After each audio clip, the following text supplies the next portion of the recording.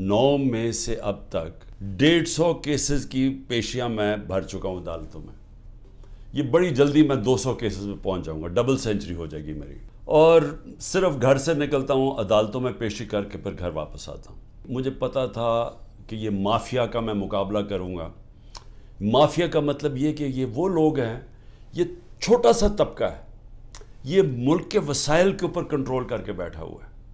یہ آپس میں ملے ہوئے ہیں. انہوں نے جب میری حکومت چل رہی تھی تو انہوں نے پورا پروپیگنڈا کیا. میڈیا کے ہاؤسز کے لوگ ان کے ساتھ ملے ہوئے تھے. اب وہ ذرا دور دیکھ لیں, کیونکہ اللہ الحق ہے. وہ تو اب اکنامک سروے جو کہ ہر سال معیشت کے اوپر ایک سروے پبلش ہوتا ہے, اکنامک سروے آف پاکستان, اس کے اندر واضح لکھا ہوا ہے سب سے بہترین پرفارمنس تھی. اسی وجہ سے آج سے 27 سال پہلے میں نے اپنی انصاف کی تحریک شروع کی تھی.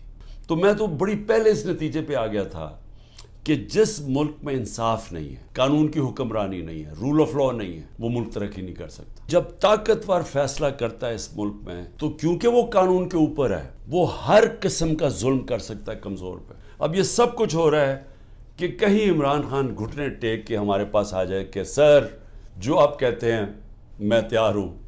بس اس کے لیے ہر قسم کا حربہ استعمال کیا جا رہا ہے, ہر قسم کا. میرے پہ بھی نہیں, میرے خاندان کے اوپر, ان کے علاوہ جو تحریک انصاف کے اندر لوگ ہیں جو کھڑے ہیں آج, ان سب کے اوپر اب یہ گزر رہی ہے.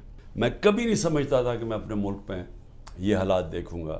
رات کے 3 بجے گھر میں گھستے ہیں 30-40 پولیس والے اور اپنے منہ کور کر کے گھستے ہیں. یہ بھی ذرا سوچیں کہ کئی شلوار قمیض یعنی عام کپڑوں میں آتے ہیں, پولیس کی وردیوں میں نہیں آتے, لیکن کلیشنکوفز پکڑ کے عام گھروں میں آ جاتے ہیں. وہاں بچے ہوتے ہیں, وہ کئی بچوں کے اوپر کیا گزرتی ہے وہ جب دیکھتے ہیں. اعظم سواتی کے پوتیوں کے سامنے, اس کو بیوی کے سامنے اندر گھس کے رات کے 3 بجے اس کو مارا. سب کے سامنے دیکھ رہے ہیں اس کو مارتے ہوئے, ایک 75 سال کے آدمی کو. پتہ چلا کہ پورا پلان بنا ہوا تھا. یہ پلان کے تحت فالس فلیگ آپریشن, یعنی پہلے وہ اس طرح مجھے اٹھایا اور اس کے بعد پھر پہلے پتا تھا کہ ریاکشن آنا, اور اس سے یہ جو جلانا گھرانا اور یہ کیا, اور اس کی آڑ کے اندر سارے لوگوں کے اوپر بند کر دیا اور میرے اوپر کیسز کر دیے. میں جب جیل میں ہوں تب میرے اوپر کیسز کرنے شروع کر دیے کہ جی میرے کہنے پہ ہوا سب کچھ. ایک سٹیٹمنٹ نہیں ہے 27 سال میں مجھے ایک سٹیٹمنٹ بتایا کہ میں نے کبھی کسی کو کہا ہو کہ آپ توڑ پھوڑ کریں. ہمیشہ میں نے کہا قانون کے بیچ میں رہے, ہر جگہ میں نے قانون کی پابندی کی ہے. جب مجھے لگا انتشار ہوا میں نے اپنی پارٹی کو پیچھے ہٹایا. یہ جو کیس ہے میرے اوپر القادر کا, یہ کیس کیا ہے؟ کیس یہ ہے کہ کیبنٹ ایک فیصلہ کرتی ہے اور وہ یہ کہتے ہیں کہ جی مجھے ذاتی فائدہ ہوا. ذاتی فائدہ کیا ہوا؟ القادر یونیورسٹی. القادر یونیورسٹی تو 7 مہینے پہلے شروع ہو گیا تھا کام اس پہ, وہ تو مکمل بھی پہلے ہو گئی تھی.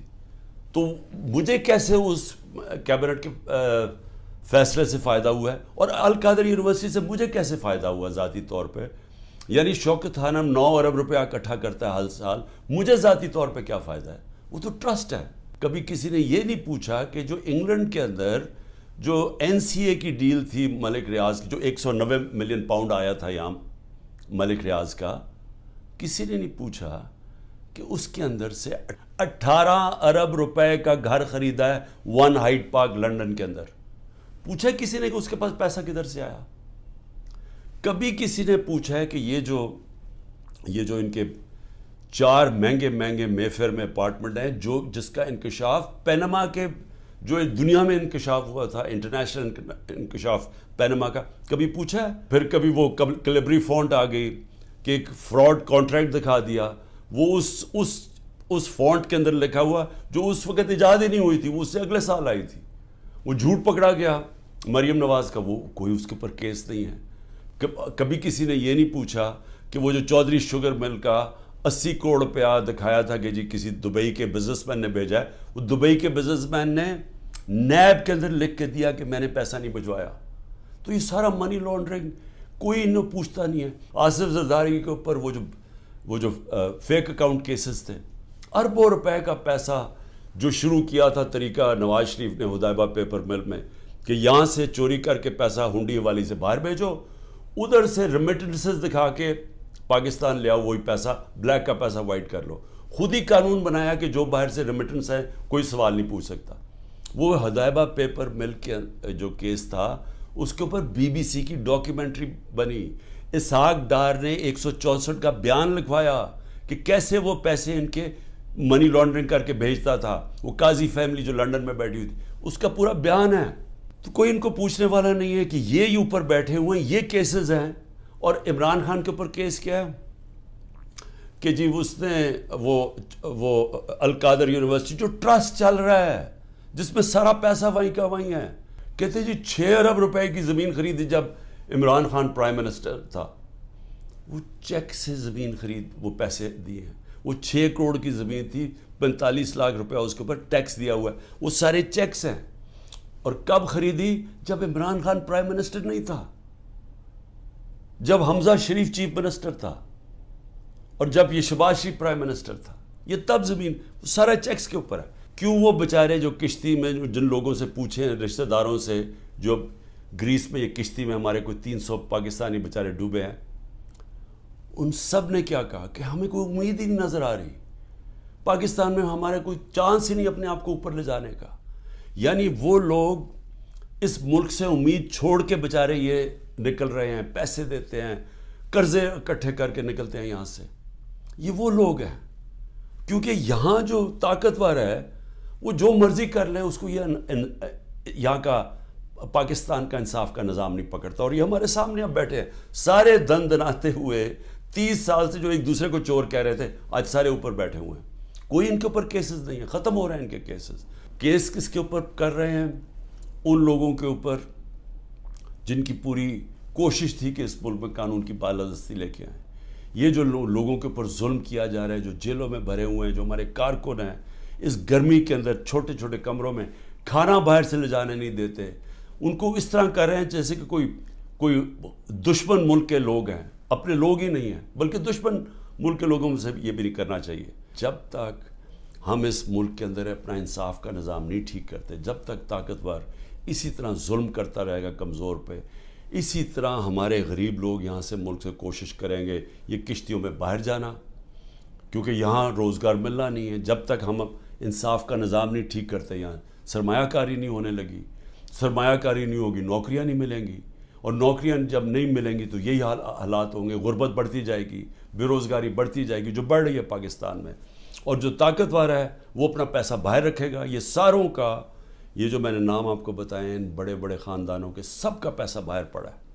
ان کو کوئی فرق نہیں پڑا کہ روپیہ گرتا ہے، مہنگائی ہوتی ہے، ان کو فرق ہی نہیں پڑتا. ڈالرز میں پیسے پڑے ہوئے ہیں ملک سے باہر. یہ جو اس وقت ہم جدھر کھڑے ہیں یہ اصل میں ہے ہمارے مستقبل کی جنگ، یہ ہماری حقیقی آزادی کی جنگ ہے. میں پھر سے آپ کو بتا دوں کہ حقیقی آزادی انصاف سے آتی ہے، رول آف لاء سے آتی ہے. جب تک ملک میں انصاف نہیں ہوتا، رول آف لاء نہیں ہوتا، اور اس کا بھی مطلب بتا دوں کہ طاقتور اور کمزور کے لیے ایک قانون جب تک نہیں آتا.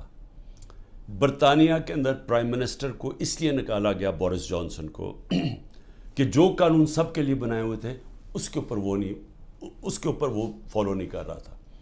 اور وہ صرف اس نے ایک گیٹ ٹوگیدر کی تھی، چوری نہیں کی تھی، صرف گیٹ ٹوگیدر کی تھی کہ سوشل ڈسٹنسنگ کی کرونا کے دور میں، اور اس نے اس کے اوپر عمل نہیں کیا. اس کے اوپر پرائم منسٹر نکلا. ہمارا یہاں دیکھ لیں کہ اوپر ابھی ایک ٹیپ جو آڈیو ٹیپ آئی ہے اس میں کیا شہباز شریف کہہ رہا ہے کہ مریم کے داماد کے لیے اس کی ہاؤسنگ سوسائٹی ہے تو گریڈ سٹیشن لازمی ہوتا ہے، جو ہاؤسنگ سوسائٹی بنائے وہی گریڈ سٹیشن بناتا ہے. اور وہ کہہ رہا ہے کہ مریم کہہ رہی ہے کہ وہ سرکاری طور پہ بنے. یعنی 70 کروڑ روپے کا عوام کو نقصان پہنچا رہی ہے ٹیکس کے پیسے پہ، تاکہ داماد کا 70 کروڑ روپیہ بچ جائے. یہ اس کے کانورسیشن میں کہہ رہا ہے، اور وہ اس کا پرنسپل سیکرٹری کہہ رہا ہے فکر نہ کریں جی یہ ہم کر دیں گے. یعنی ملک کو 70 کروڑ روپے کا نقصان پہنچائیں گے، اور ان کو یہ جو اوپر خاص کلاس بیٹھی ہے اس کو فائدہ پہنچائیں گے. میں سارے پاکستانیوں کو کہہ رہا ہوں کہ یہ جو اوپر قبضہ گروپ بیٹھا ہوا ہے اور یہ ظلم کر کے لوگوں کو ڈرا کے ہمیں غلام بنا رہا ہے، یہ اس جہاد کے اندر آپ نے کسی صورت پیچھے نہیں ہٹنا. میں پھر سے آپ کو کہتا ہوں پیچھے ہٹ گئے ملک کا مستقبل کیا. ہمیں وہی علامہ اقبال کی جو ان کی شاعری تھی، ہمیں اس کے اوپر ایک ایک شعر کے اندر کہ ہمیں انہوں نے پورا فلسفہ دیا ہوا ہے کہ آزاد قوم کی صرف پرواز ہے، صرف آزاد لوگ ہی اقبال کے شاہین بن سکتے ہیں، غلاموں کا کوئی مستقبل نہیں ہے.